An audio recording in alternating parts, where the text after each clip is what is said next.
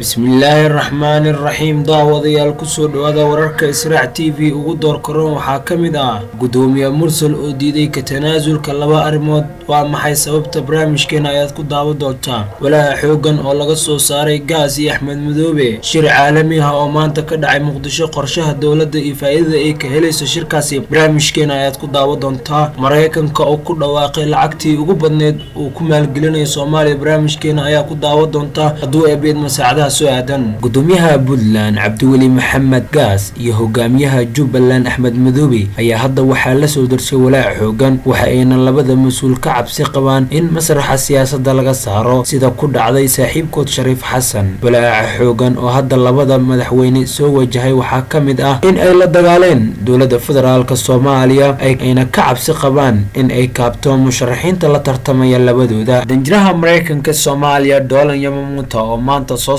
war saxaafadeed ayaa sheegay in Soomaaliya ay sii doonaan adduun lacageed gaaraya 900 oo milyan oo lagu maalgelinayo Soomaaliya dowladda Mareykanka ayaa sheegtay in ay Soomaaliya ka caawin doonaan dhanka gargaarka bini'aadanimada dhismaha hay'adaha dawliga ah waxbarashada caafimaadka garsoorka shaqo abuurka horumarinta dhaqaalaha iyo xasiloonida nabadda Soomaaliya war saxaafadeedka ka soo baxay safaaradda Mareykanka ee Muqdisho ayaa waxaa lagu yiri kaalmada Mareykanka arrimaha bini'aadanimada Soomaaliya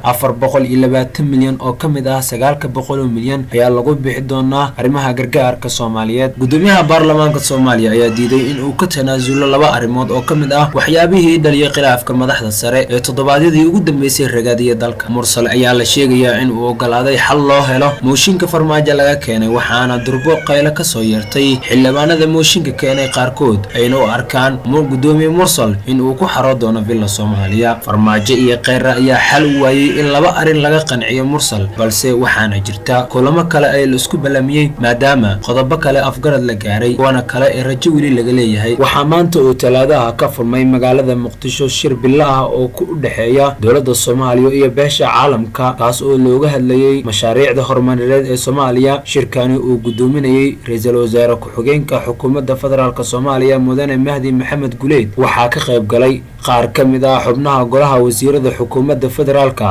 wakiilo ka socday dowlad goboleedyada gobolka Banaadir iyo xubno ka socda beesha caalamka shirka waxaa warbixin looga dhageystay wakiilada matalayay dowladda Soomaaliya iyo xubno ka socday maamul goboleedyada gobolka Banaadir iyo sidoo kale xubnaha beesha caalamka dowladda Soomaaliya ayaa waxay halkaas ku soo bandhigtay 4 mashaariiceed oo kala ah siyaasad loo dhan yahay amni iyo cadaalad arrimaha bulshada dhaqaalaha iyo horumarinta la gaaray sanadkani gabaabsiga si ah 2018